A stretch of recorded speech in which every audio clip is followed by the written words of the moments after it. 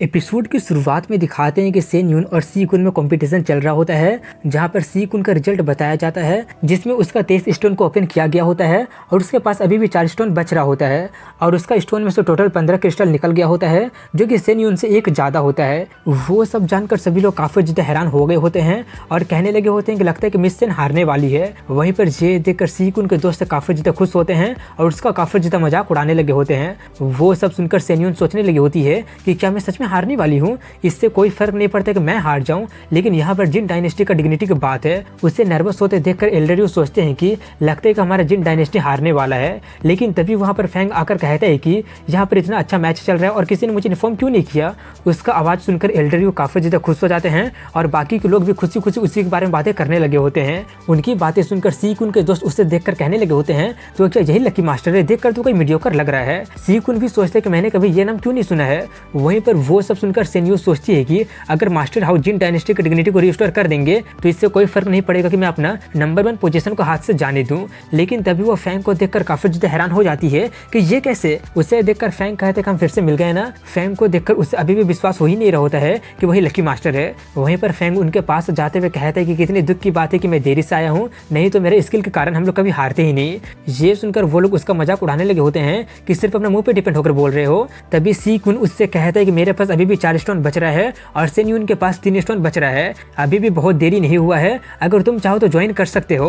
Fang कहता है अगर ऐसी बात है तो ठीक है, बाद में रोना मत। वो कहता है मैं किसी से डरता नहीं हूँ। इसलिए फैंग उसका 2 स्टोन को बदलने के लिए पूछता है। सी कुन कहता है कि तुम उन्हें एक्सचेंज कर सकते हो, अगर वो 1 मिलियन के पार ना जा सके तब तक मैं भी देखता हूँ कि तुम क्या कर सकते हो। वहीं पर फैंग नाटक करते हुए 2 स्टोन को चुनने लगा होता है। वो देखकर उसके दोस्त कहने लगे होते हैं कि देखकर तो वो कोई एक्सपर्ट लग ही नहीं रहा है। वहीं पर फैंग उसके 2 स्टोन को एक्सचेंज करके 4 चीप स्टोन ले लिया होता है।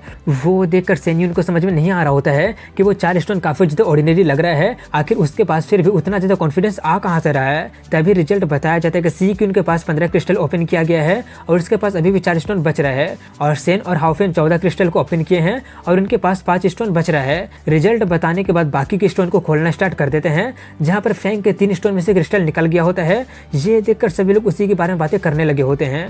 वहीं पर ये देखकर सेन यून भी काफी ज्यादा हैरान हो रही होती है कि आखिर वो ऐसा कैसे कर लिया। अब करंट स्कोर बराबर हो गया होता है क्योंकि दोनों के स्टोन में से 17 क्रिस्टल निकला होता है और सी कुन के पास एक भी स्टोन नहीं बच रहा होता है और फैंग के पास 1 स्टोन और बच रहा होता है। वो देखकर सी कुन सोचता है कि अगर उसका आखिरी स्टोन में से क्रिस्टल निकल जाएगा तो इसका मतलब मैं हार जाऊंगा, मैंने उसे सच में कम समझ लिया है। वहीं पर आखिरी वाले स्टोन को ओपन किया जाता है लेकिन उसमें से कुछ भी नहीं निकलता है, जिससे वो मैच ड्रॉ हो जाता है और वो देखकर सी कुन चैन की सांस लेता है। ये देखकर सभी लोग बातें करने लगे होते हैं। वहीं पर फैंग को दिखाते हैं जो कि लो प्रोफाइल रखने के लिए जानबूझकर टाई किया होता है, लेकिन एल्डर यू को उसका प्लान के बारे में पता चल गया होता है। वहीं पर ये देखकर सी कुन के दोस्त उसका मजाक उड़ाने लगे होते हैं। ये देखकर फैंग कहता है कि मैंने ये कहा था कि मैं हारूंगा नहीं, लेकिन मैंने ये नहीं बोला था कि मैं जीत ही जाऊंगा। तभी सी कुन उसे फिर से चैलेंज करने के लिए कहने लगता है। ये सुनकर फैंग थोड़ा सा चौंक जाता है, लेकिन मना करते हुए कहने लगा होता है कि मेरे पास अभी बहुत ही काम है, इसलिए मैं खेल नहीं पाऊंगा। इसलिए सी कुन उसे लालच देते हुए कहता है कि मैं 1000 क्रिस्टल को बेट लगाने के लिए तैयार हूँ। उतना सारा क्रिस्टल के बारे में सुनकर वो काफी ज्यादा चौंक जाता है और तभी सी कुन के दोस्त भी कहने लगे होते हैं कि हम लोग भी 1000 क्रिस्टल को कंट्रीब्यूट करेंगे। उतना सारा क्रिस्टल के बारे में सुनकर उसे लालच आ जाती है और वो हाँ कहने लगा होता है। ये देखकर सेन उससे कहने की कोशिश करते हैं कि ज्यादा लालची मत बनो। फैंग उससे कहते हैं कि रिलैक्स हो जाओ, मुझे हारने की चिंता नहीं हो रही है, हालांकि मैं श्योर हूँ कि मैं ही जीतूंगा, लेकिन मुझे इस चीज की चिंता हो रही है कि मेरे पास उतना सारा क्रिस्टल बेट लगाने के लिए है ही नहीं। ये सुनकर एल्डर यू कहते हैं कि अब जबकि ब्रदर हाउस जू सिटी के ग्लोरी के लिए फाइट कर रहे हैं तो मैं 5000 क्रिस्टल देने के लिए तैयार हूँ, जिसके लिए फैंग उसका काफी ज्यादा थैंक्स करने लगता है। तभी सी कुन चिल्लाते हुए कहते हैं कभी मैं कुछ देर पहले थोड़ा सा केयरलेस हो गया था, लेकिन इस बार मैं तुम्हें जरूर हरा दूंगा। इसलिए अब उनका फाइनल मैच स्टार्ट हो गया होता है और उसके 1 घंटे बाद का सीन दिखाया जाता है, जहां पर फैंग उसे आराम से हरा देता है। वो देखकर सी कुन काफी ज्यादा हैरान हो गया होता है और उसे बिल्कुल भी यकीन हो ही नहीं रहा होता है, लेकिन उसे यकीन करना ही पड़ता है और वो उसे 5000 क्रिस्टल देते हुए कहता है कि मैं अपना हार स्वीकार करता हूँ। फैंग कहता है कि तुम तो अपना हार स्वीकार कर लिए हो, लेकिन उनका क्या। वहीं पर सी कुन के बाकी के दोस्तों को दिखाते हैं, जहां पर वो लोग उससे अपना क्रिस्टल मांगने लगे होते हैं। इसके कुछ देर बाद का सीन दिखाया जाता है, जहां पर फैंग वापस जाने लगा होता है और एल्डर यू उससे वो 5000 क्रिस्टल नहीं लेता है, बल्कि उसे गिफ्ट के तौर पर दे देता है। फैंग उन्हें थैंक्स बोलकर वहां से जाने लगता है। वहीं पर रास्ते में सैन उसका रेस्क्यू करने के लिए और जू सिटी को ग्लोरी के लिए थैंक्स करती है और शर्माते हुए कहती है लेकिन मैं अभी भी तुम्हें मोलेस्ट करने के लिए माफ नहीं की हूँ। फैंग कहता है कि मैं सच में उस दिन आपको सिर्फ बचाने की कोशिश कर रहा था और मेरा और कोई भी गलत इरादा नहीं था। ये सुनकर वो उसे सामने से देखकर कहने लगी होती हैं कि तुम फार्मासिस्ट और फेज स्टोन मास्टर दोनों हो और एल्डर यू फेंग तुम्हें किसी गेस्ट के जैसे वर्शिप करते हैं और युआन फैमिली तुम्हारी वजह से एलिमिनेट हो गया है। क्या तुम सच में किसी हिडन फैमिली से बिलोंग करते हो? और उससे काफी सारा सवाल पूछने लगी होती है, लेकिन फेंग उसके सवालों से बचकर वहां से जाते हुए कहता है कि तुम्हें ज्यादा चिंता करने की कोई भी जरूरत नहीं है, फ्यूचर में तुम्हें नेचुरली पता चल जाएगा। इसके 1 महीने बाद का सीन दिखाया जाता है जहाँ पर फेंग कल्टिवेट कर रहा होता है और कहता है कि अब सिर्फ 2 ही महीने बच रहा है किंगडम का ग्रेट कंपटीशन स्टार्ट होने में। ये बोलकर वो जाने लगता है और जाकर मास्टर लू को उसके बारे में बताता है।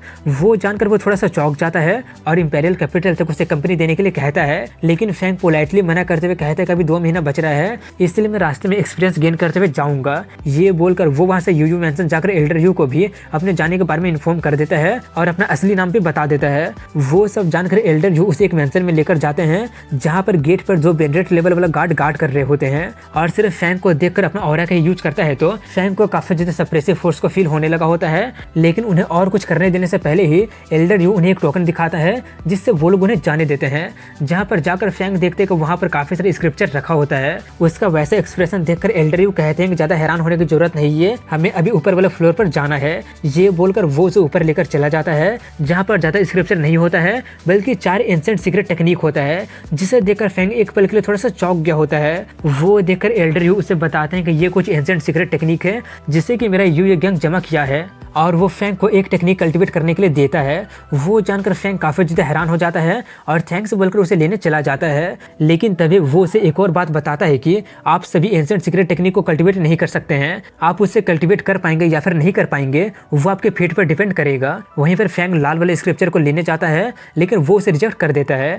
ये देखकर एल्डर कहते हैं लगता है कि वो वाला आपके लिए सूटेबल नहीं है, इसलिए अगला वाला ट्राई कीजिए। इसलिए फैंग दूसरा वाला ट्राई करता है लेकिन वो भी उसे रिजेक्ट कर देता है। तीसरा ट्राई करता है लेकिन वो भी उसे रिजेक्ट कर ही देता है। अब सिर्फ आखिरी स्क्रिप्चर बच रहा होता है, इसलिए फैंग काफी ज्यादा नर्वस होकर उसे लेने जाता है, लेकिन वो उसे एक्सेप्ट कर लेता है। और जैसे वो उसे लेता है बाहर में एक बहुत ही तेज रोशनी निकलता है, जिसे देखकर बाहर में बैठा गार्ड समझ जाता है कि वो बच्चा सीक्रेट टेक्निक को ऑब्टेन कर लिया है।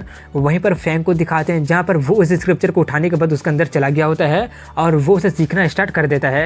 इसके 3 घंटे बाद का सीन दिखाया जाता है जहाँ पर फैंग अपना आंख खोलता है और वो ग्रेविटी इंक्रीज करने वाली स्किल को हासिल कर लिया होता है। और उस स्किल का खासियत ये होता है कि लेवल बढ़ने के साथ वो स्किल भी बढ़ते चला जाएगा, जिसके कारण वो और ज्यादा एरिया का ग्रेविटी को बढ़ा पाएगा और वो और ज्यादा वेट को भी बढ़ा पाएगा। फैंग उसके लिए एल्डर यू को थैंक्स कहता है और बाय बोलकर वहां से चला जाता है। इसके बाद वो जुआन सिटी के बाहर पहुंच जाता है जहाँ पर काफी सारे लोग उसका पीछा कर रहे होते हैं और तभी फैंग एक जगह पर जाता है और वहां पर रुककर उनसे कहता है कि आप फॉलो करना बंद करो और अपना अपना शक्ल दिखाओ। इसलिए काफी सारे ची यांग गैंग के मेंबर उससे बदला लेने के लिए पहुंच जाते हैं और उनमें से 2 एंसेस्टर और 6 स्पिरिट लेवल का होता है। उन्हें देखकर फैंग को अपना ग्रेविटी वाले स्किल को यूज करने का अच्छा मौका मिल गया होता है, इसलिए वो उन्हें प्रोवोक करने लगता है, जिससे वो सभी के सभी लोग उस पर एक साथ हमला करने आगे बढ़ते हैं। लेकिन उनका करीब पहुंचने से पहले वो अपना ग्रेविटी वाले स्किल का यूज कर देता है, जिससे उनका वजन काफी ज्यादा बढ़ गया होता है और वो लोग बिल्कुल भी आगे नहीं बढ़ पा रहे होते हैं। ये देखकर वो लोग काफी ज्यादा हैरान हो गए होते हैं कि आखिर ऐसा क्यों हो रहा है। और तभी फैंग अपने स्पिरिचुअल वेपन को निकाल कर उनका काम तमाम करना स्टार्ट कर देता है, लेकिन एक बंदा उनके चंगुल से बचकर निकल जाता है और वहां से जान बचाकर भागने लगा होता है।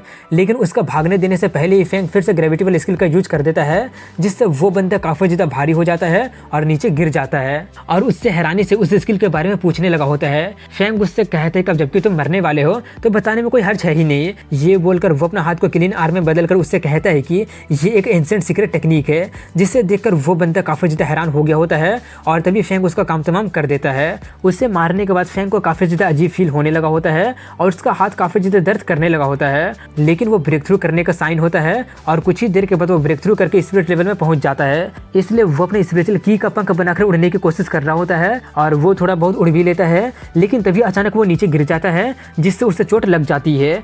ये देखकर फैंग सोचता है कि इसे पूरी तरह से कंट्रोल करने के लिए मुझे जल्दी से एंसेस्टर लेवल में पहुंचना पड़ेगा। लेकिन तभी फैंग को किसी के हंसने की आवाज सुनाई देती है और उसी आवाज वाली जगह को दिखाते हैं जहाँ पर काफी सारे लोग आ रहे होते हैं और वो सभी लोग फैंग का दोस्त बनता है या फिर उसका दुश्मन बनता है। वो जानने के लिए देखिए इसका अगला एपिसोड जो कि कल रिलीज होगा। और इसी के साथ यहीं पर इस एपिसोड की एंडिंग हो जाती है। तो वीडियो को लाइक कमेंट शेयर के साथ चैनल को सब्सक्राइब जरूर कीजिएगा। मिलता हूँ इसके अगले वीडियो में, तब तक के लिए हैव अ गुड डे।